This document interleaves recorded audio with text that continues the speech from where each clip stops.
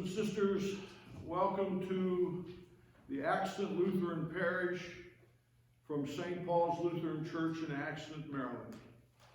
This is the second Sunday of the Easter season by the church calendar, April 19th, 2020.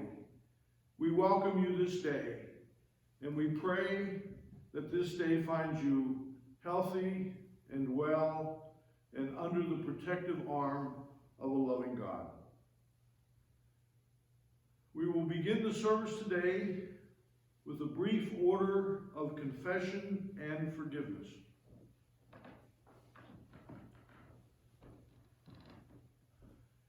In the name of the Father, and of the Son, and of the Holy Spirit. Amen. Almighty God, to whom all hearts are open, all desires known, and from whom no secrets are hid, cleanse the thoughts of our hearts by the inspiration of your Holy Spirit, that we may perfectly love you and worthily magnify your holy name, through Jesus Christ our Lord. Amen. Amen. If we say we have no sin, we deceive ourselves, and the truth is not in us. But if we confess our sins, God, who is faithful and just, will forgive our sins and cleanse us from all unrighteousness. Let us take a moment for self-examination.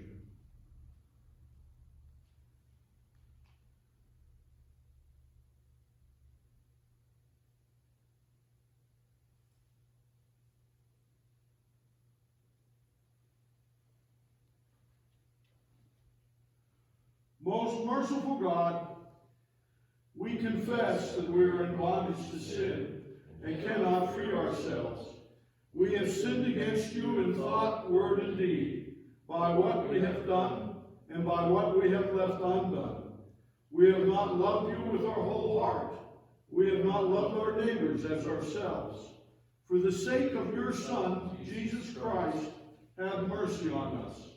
Forgive us, renew us, and lead us, so that we may delight in your will and walk in your ways, to the glory of your holy name. Amen.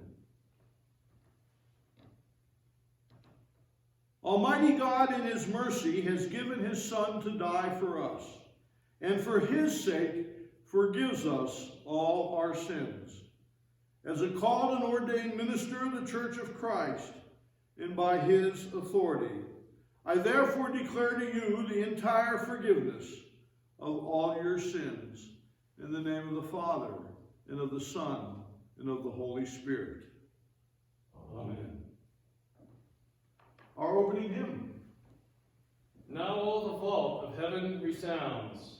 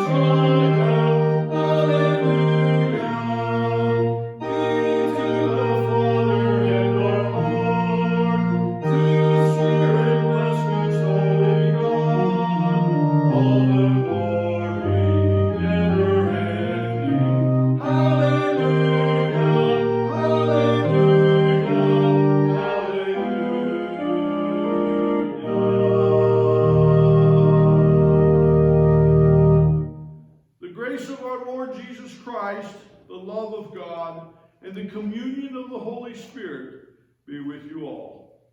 And also with you. In peace, let us pray to the Lord. Lord, have mercy.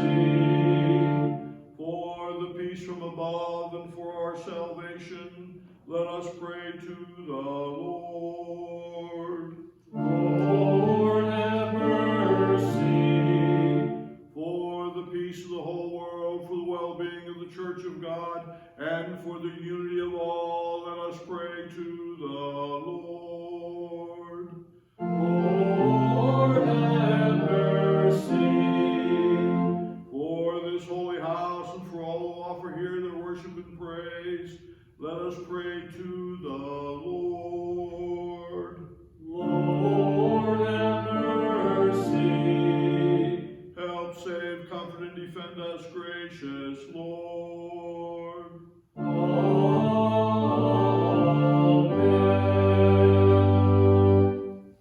Our prayer of the day, as it appears in the celebrant.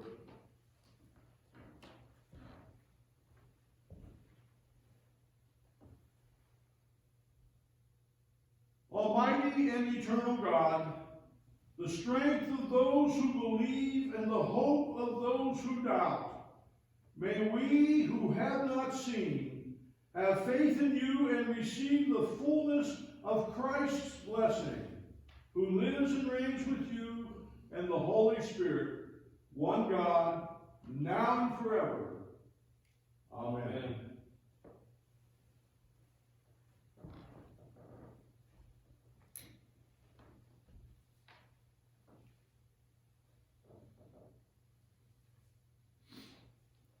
Today's first reading is taken from the second chapter of Acts, beginning at the 14th verse. Peter, standing with the 11, raised his voice and addressed the crowd.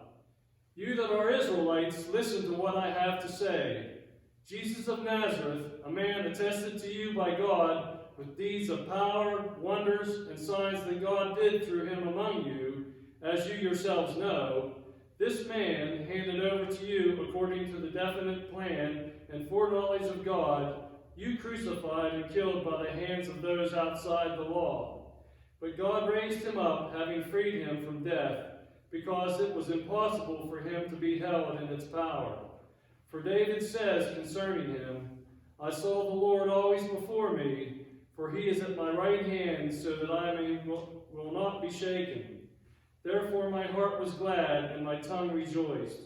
Moreover, my flesh will live in hope. For you will not abandon my soul to Hades, or let your Holy One experience corruption. You have made known to me the ways of life. You will make me full of gladness with your presence. Fellow Israelites, I may say to you confidently of our ancestor David, that he both died and was buried, and his tomb is with us to this day.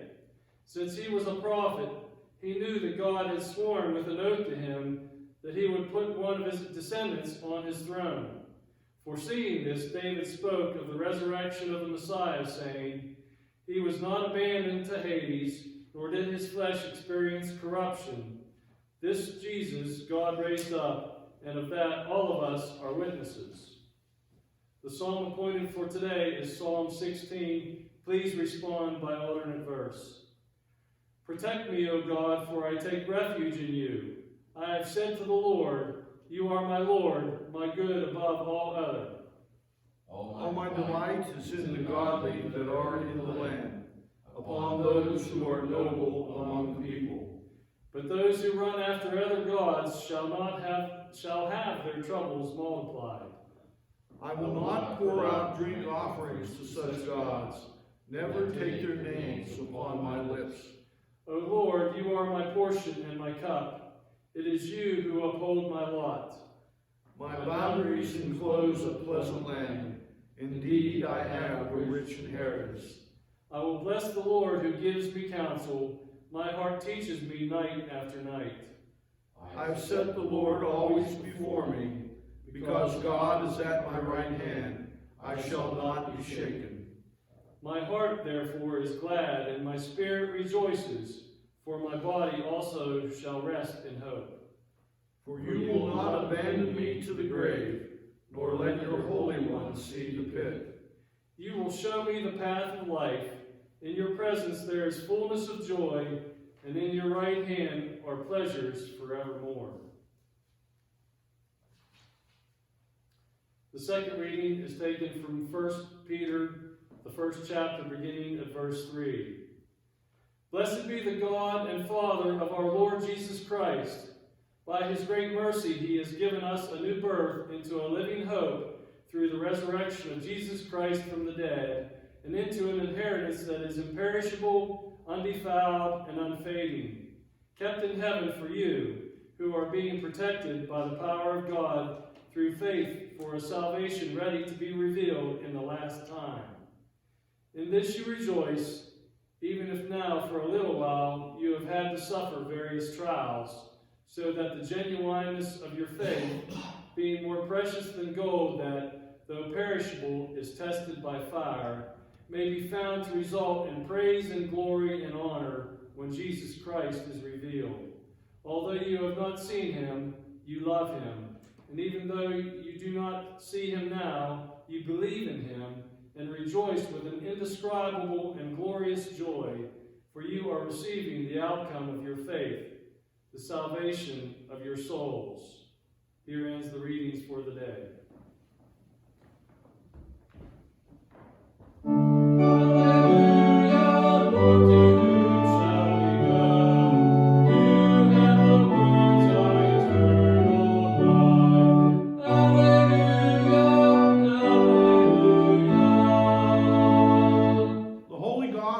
According to St. John, the 20th chapter. Glory to you, Lord. Brother Fred, will you kindly read the gospel for us this day?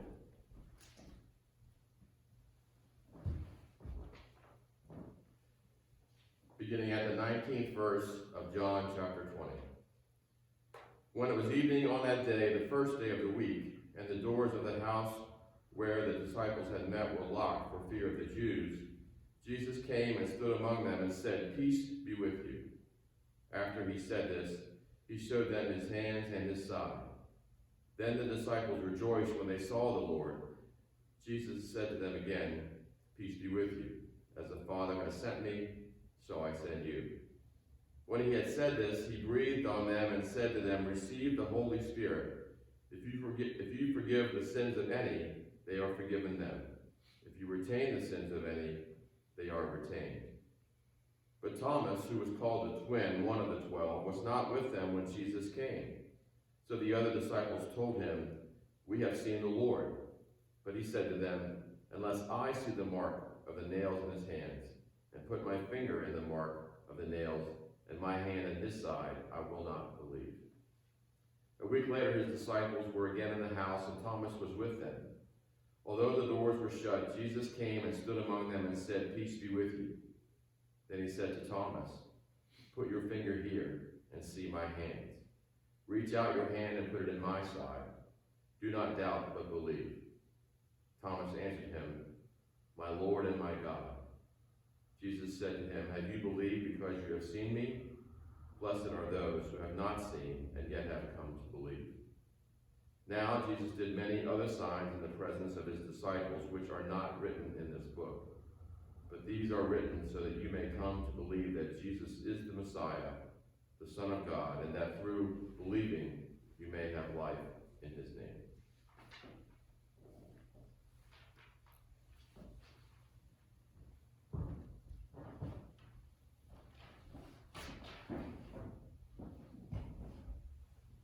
The Gospel of the Lord. Praise to you, Lord Christ. Our hymn of the day.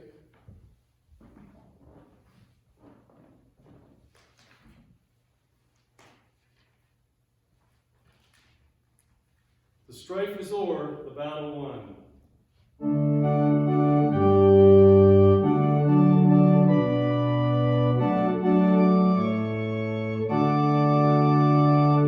Let us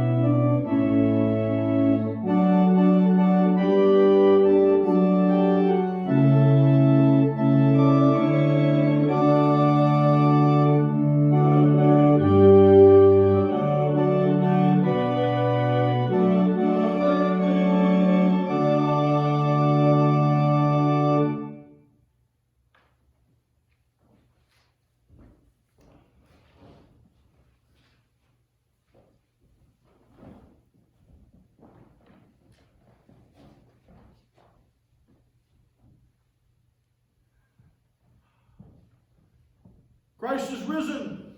Christ is risen indeed. Hallelujah.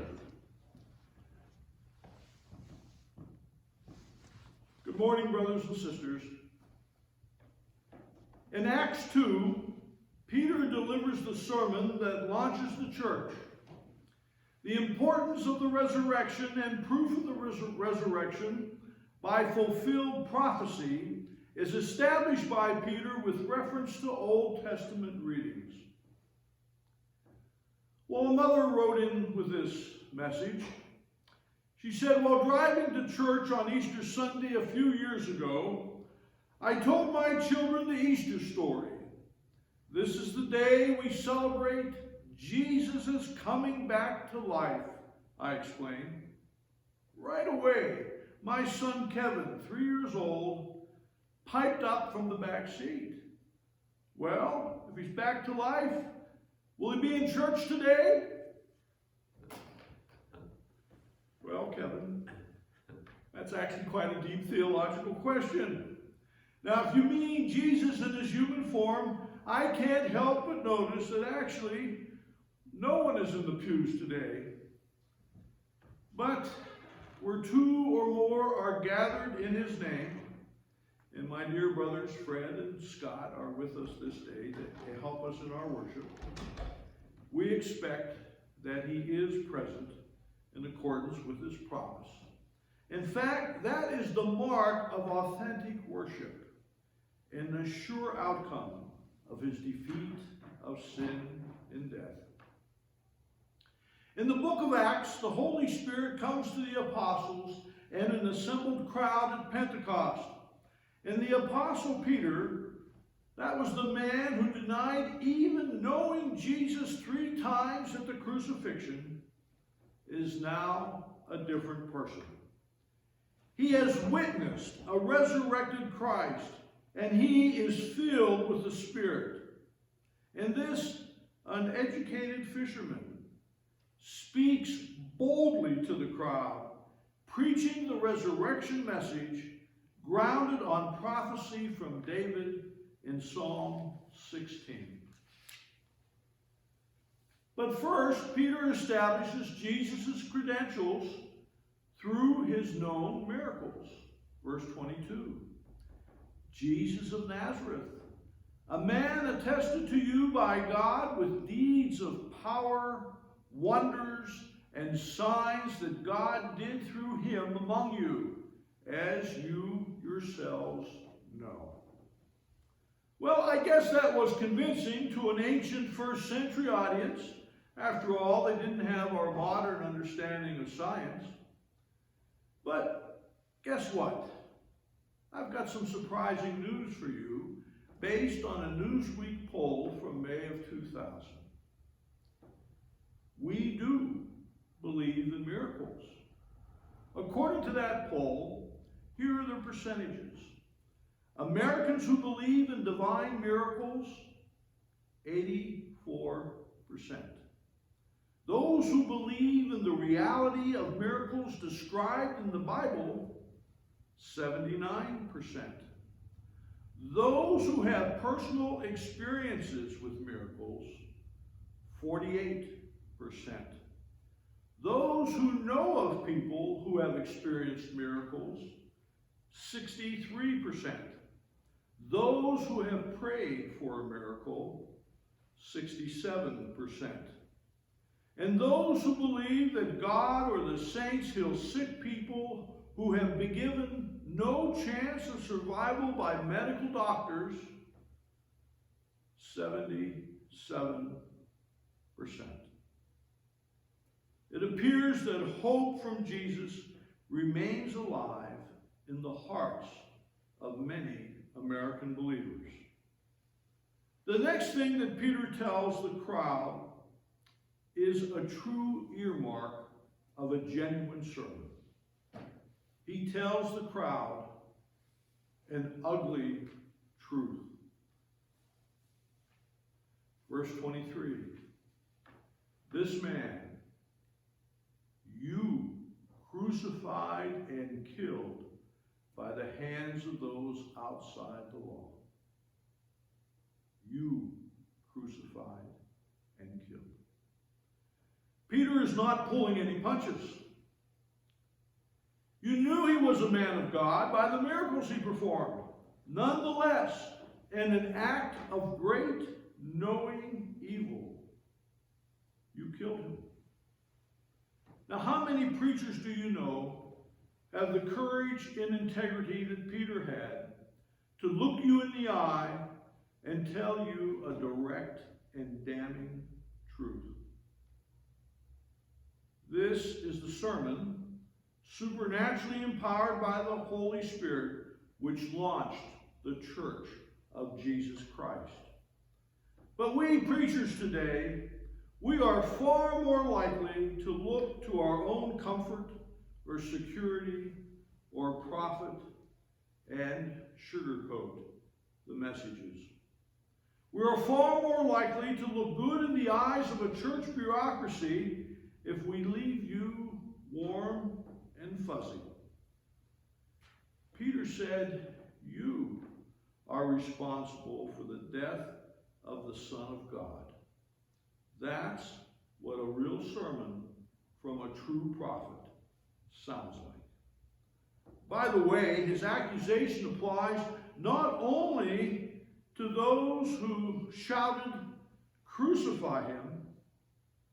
Jesus was nailed to the cross to atone for the sins of all humanity. That's right. Your sins and my sins also put him on that cross. Then we have another earmark of a true sermon. Peter appeals to Scripture. Anything else is just mere opinion. Scripture, specifically quoting the words of David in Psalm 16, verses 8 to 11. The proof of the resurrection of the Messiah is powerfully confirmed there. Verse 27, for you will not abandon my soul to Hades, or let your Holy One experience corruption. This Old Testament philosophy was fulfilled only by the bodily resurrection of the Messiah. Only in that way did the body not experience corruption or decay. Only through resurrection power is the salvation of the soul assured. The other benefits of a restored walk with God are also outlined by David in the Psalm and repeated by Peter in his sermon. Verse 25, I saw the Lord always before me, for he is at my right hand, so that I will not be shaken. Therefore my heart was glad, and my tongue rejoiced. Moreover, my flesh will live in hope. You have made known to me the ways of life. You will make me full of gladness with your presence. A final resurrection proof is offered by Peter in verse 32. This Jesus, God raised up, and of that all of us are witnesses.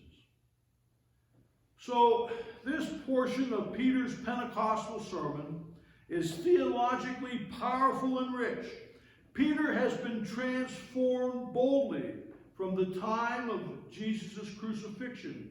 He recalls Jesus' miracles, which marked him as close to God. He recalls the guilt of the mob in killing the innocent Jesus. He recites the Old Testament prophecy from David's psalm and pointing to the Messiah's bodily resurrection. The psalm also confirms the life-changing powers of a close, restored relationship with God. The power of God's kingdom, built on the resurrection of Jesus Christ, allows believing humanity to withstand anything. Now, I want to illustrate the importance of this power as we face adversity, and trials with a story you may have heard. The story of the 3 little pigs. That's right. But this one is told by Pastor Tony Evans. And it goes like this. Everybody has heard the story of the 3 little pigs. Mother Pig sent them out. It was time for them to build their own houses. Pig number 1 built his house of straw. Pig number 2 built his house with sticks. Pig number 3 built his house out of bricks. Along came the wolf, who demanded entrance into their homes. He wasn't invited or solicited. He just decided that he wanted to come into the lives of the little pigs. Pig number 1 said, "Not by the hair of my chinny chin chin."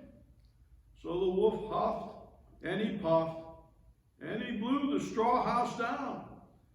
Pig number 1's world had fallen apart, and so he hurried over to pig number 2's house. The wolf followed him, knocked on the door of the stick house, and said, little pig, let me in." Pig number 2 said, "Not by the hair of my chinny chin chin." So the wolf huffed and he puffed and he blew his house down. Pig 1 and 2 went to pig number 3's house. Now pig number 3 built his house differently from the others. Pig number 3 built his house of bricks so that it would stand the test of time. The wolf tried yet again. Little pig, let me in." Pig number 3 said, "Not by the hair of my chinny chin chin." So the wolf huffed and he puffed, and he blew and he blew. Now many storybooks illustrate the wind blowing and hurling, and it was cast forth out of the mouth of the wolf. You could see the strength he put into trying to blow the house down, but in the pages of the nursery rhyme, the pictures of the wolf show him tiring out and the house still standing. In fact, the wolf, after unsuccessfully trying to blow down the house, decided to change his strategy and come down the chimney. He climbed up the side of the house, attempted to sneak into the house via the chimney, only to enter a pot of hot, boiling water. And he shot right back up the chimney. And when the story ended, the 3 pigs were sitting around the fireplace with the big bad wolf on the outside looking in. Brothers and sisters, if you are attached to your straw life, when stuff starts to blow, you're going to crumble. If you're attached to your stick existence, when stuff starts to shake, you're going to fall apart. But if you're part of a brick, unshakable kingdom that has been built by Almighty God, I don't care what is falling apart around you, you won't be falling apart with it. If you are falling apart, you have not fully attached yourself to the unshakable kingdom. It is a kingdom that cannot be shaken. It is a kingdom built on the truth of resurrection power, a power prophesied by David in the Old Testament, subject to contemporary witnesses and countless transformed lives over the centuries. It is tested yet again in the current pandemic crisis. We're now approaching a new stage in this pandemic. Our leaders, most especially our president and state governors, are stuck between a rock and a hard place. Social distancing and sheltering in place seem to have limited the virus's lethality, but this has come at an enormous economic cost. Can we reopen the economy without reinvigorating the viral spread? Don't kid yourself. We are in a very tough spot and are likely to face this dilemma for some time. This may well be the most serious threat I have seen our country face in my lifetime. and there do not appear to be any great or easy answers. This is precisely the type of test that brings our faith front and center. What specific challenges do we face as individuals? We clearly cannot solve this on our own. What spiritual resources can we draw upon? Is God with us? How tough will it be? The time-worn maxim is hope for the best, but prepare for the worst. Here's the good news. In God's arms, you can take a lot. As Peter quoted from Psalm 16, I saw the Lord always before me, for he is at my right hand, so that I will not be shaken. I want to close with a story from Dr. Pedersen's Book of Amazing Stories, entitled The Real Wonder Woman. He writes, meet Wonder Woman. Don't let her looks deceive you. This 27-year-old Nigerian woman doesn't appear indestructible. Her face, neck, and arms are disfigured. Her huge nose is a hodgepodge of plastic surgeries, and her lower lip is enlarged. When she walks down the street, people stare. What they see is a difficult enough sight.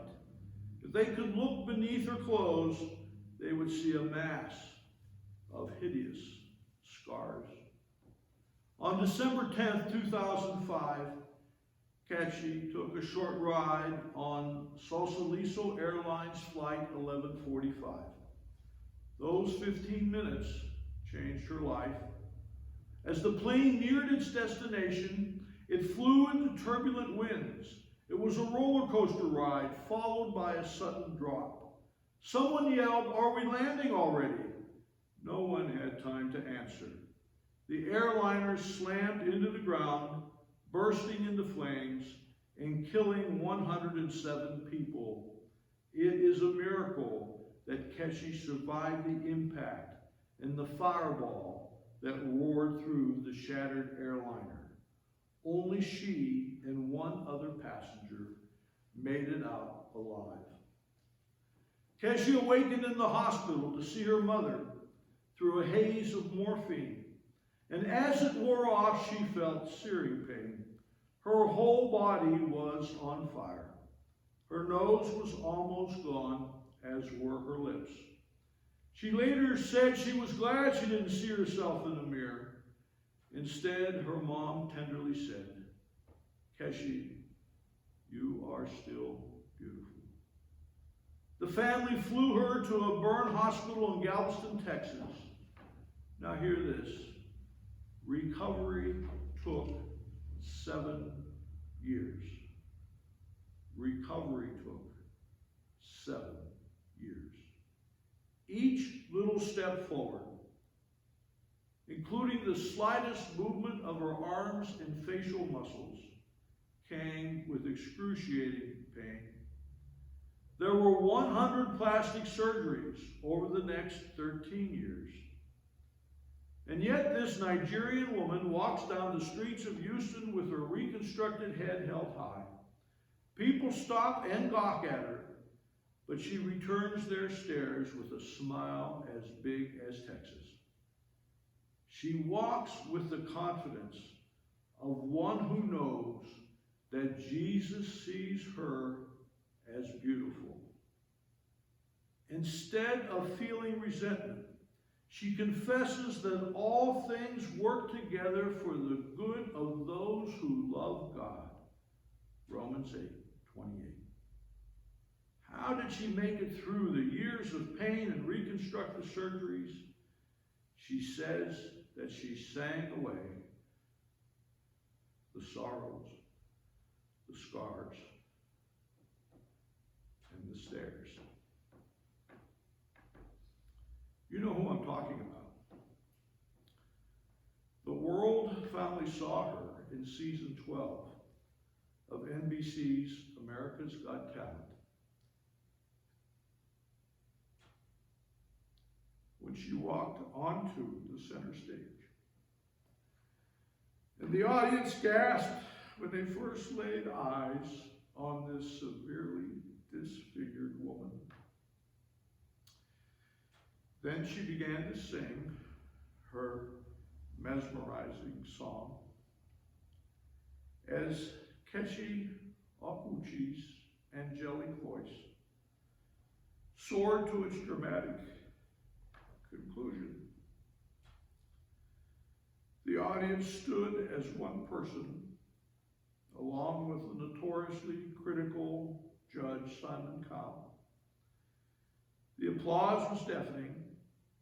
Judge Howie Mandel told Keshi, "You're one of the most beautiful women I have ever met."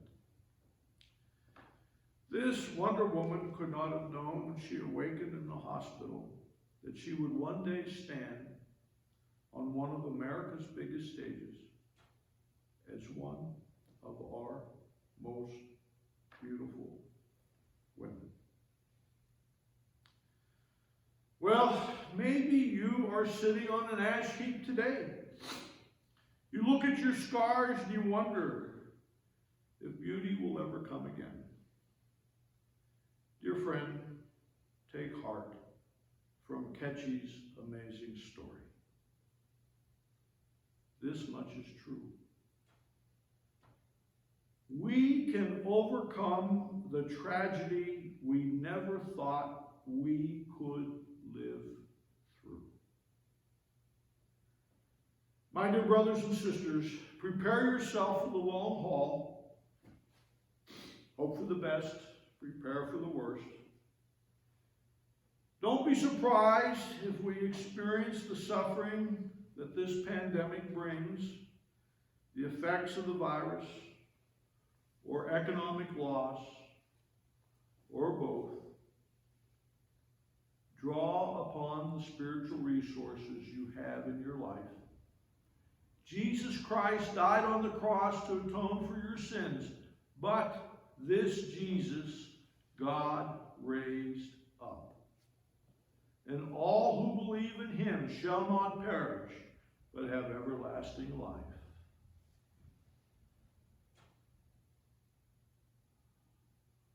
As the scriptures read today, I saw the Lord always before me, for he is at my right hand, so that I will not be shaken.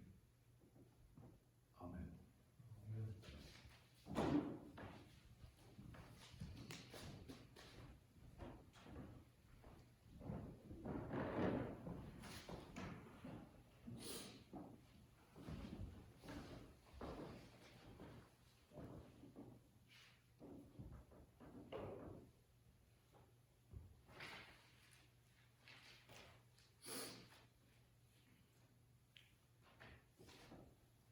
Let us recite the words of our faith as they appear in the Apostles' Creed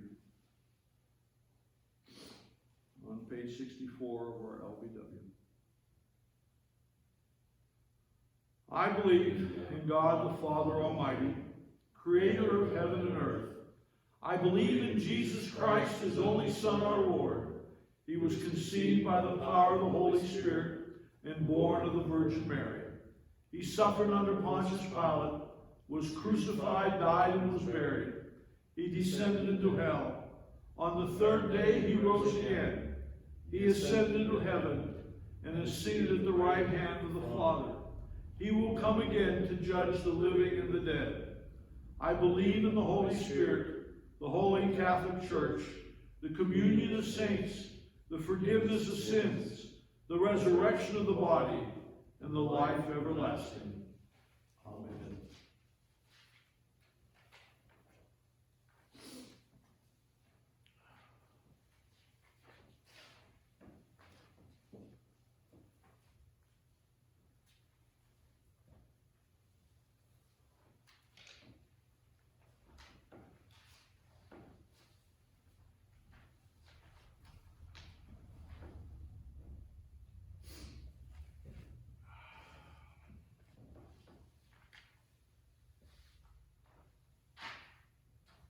We now continue with the prayers of intercession. Uplifted by the promised hope of healing and resurrection, we join the people of God in all times and places, praying for the church, the world, and all who are in need.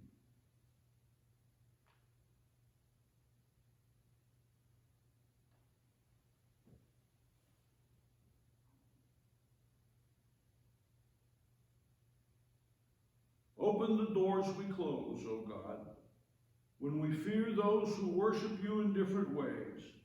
Guide us to unity and harmony so that we may come to respect and cherish our commonalities. Lord, in your mercy.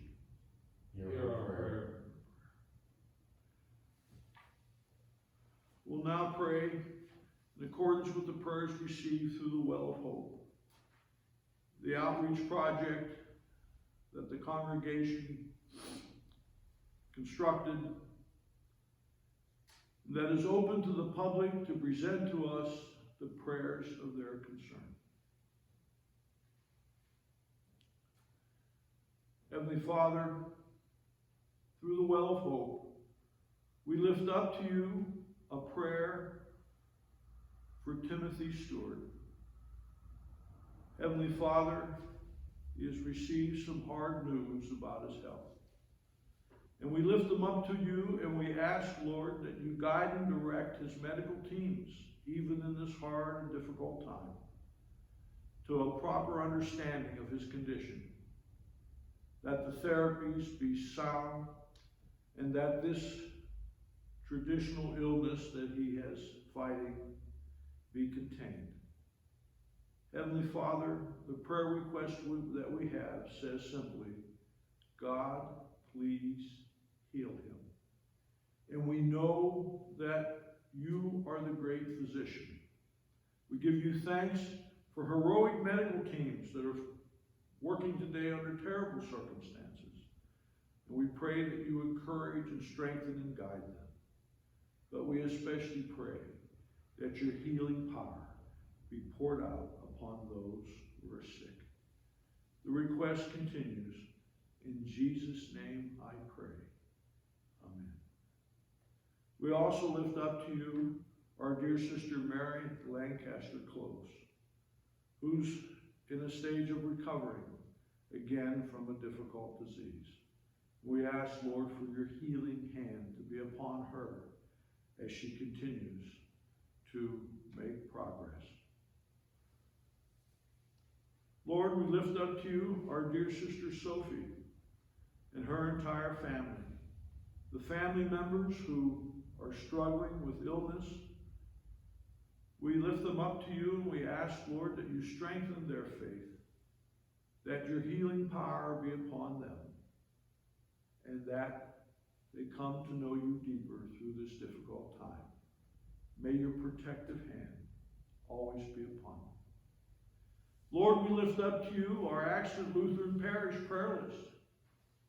Yvonne Collier, Carl Vanderveer, Patrick Doyle, Tom Reichenbecker, John and Faye Romsberg, Donna Harvey, our dear sister Mary Bach and her entire family, Hobart Griffith, Sherry Friend, our dear sister Jane Fox and her entire family, Eleanor Fear, Paul and Carla Miller, Tom Menges, Barbara Suter Kelly, Ben Starr, Linda Myers, Don Ringer, Yogi Knox, Dale Hutzel, Joe Hutzel, Melissa Collins, Adam Leininger, Lee Green, Patty Savage Martin, our dear brother Jim Spear and his family, our dear sister Joan Manahan, our dear sister Julie Brenneman as she continues to recover.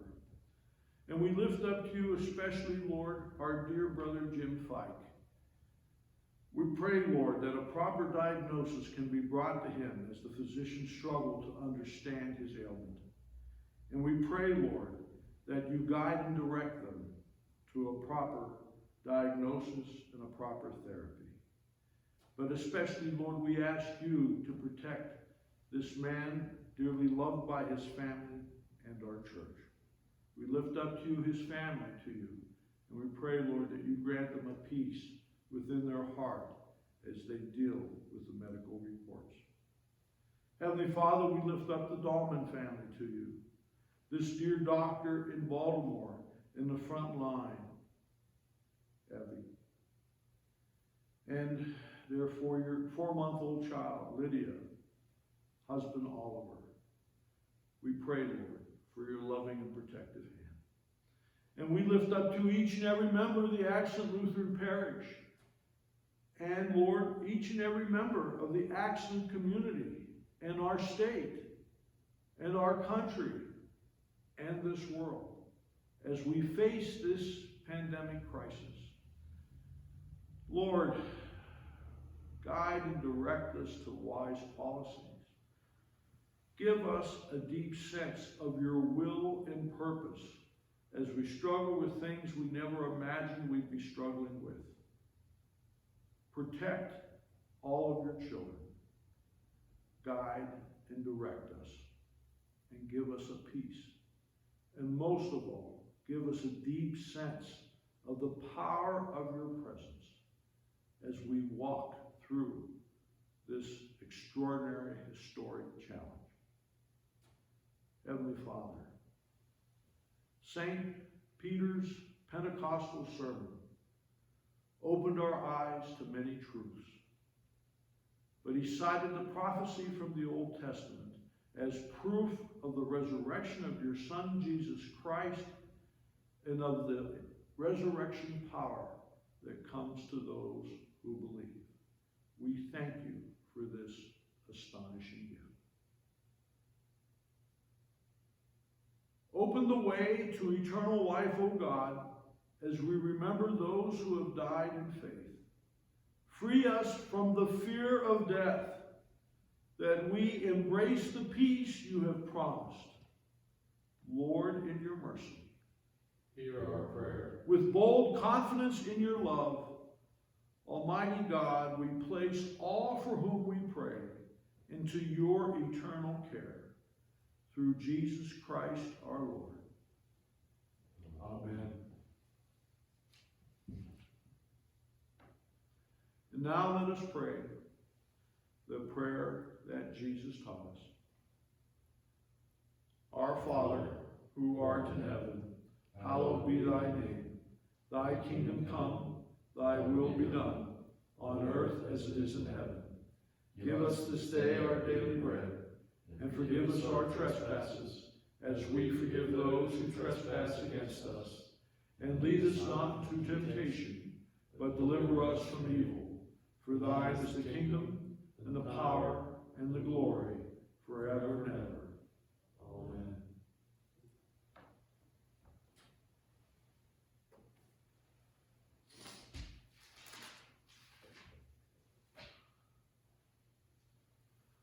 My dear brothers and sisters,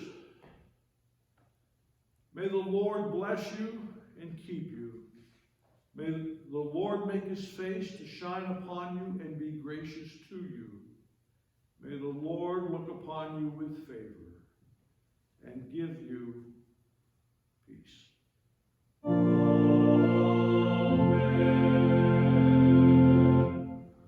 Our closing hymn. Hallelujah. Sing to Jesus.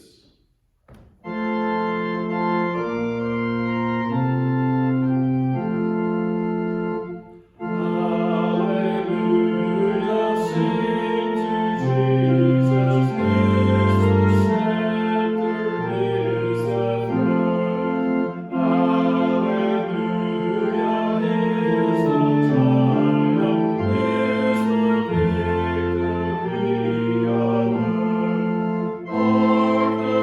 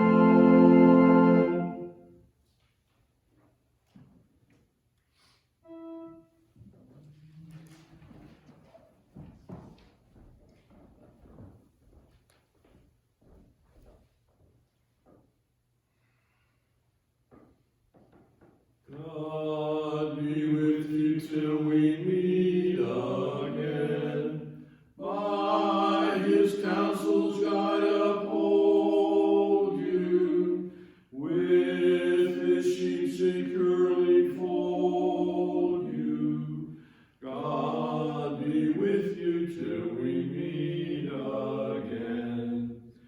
God be with you till we meet again.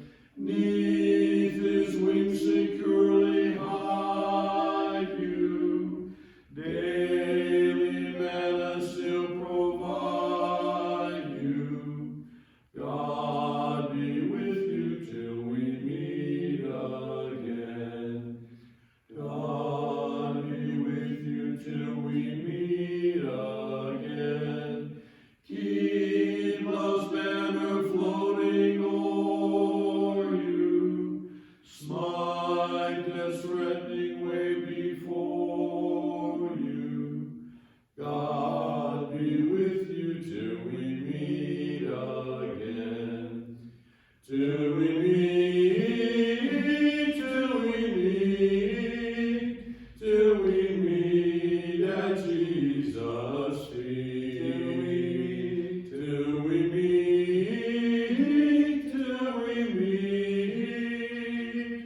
God be with you till we meet again. Go in peace. Serve the Lord. Thanks be to God.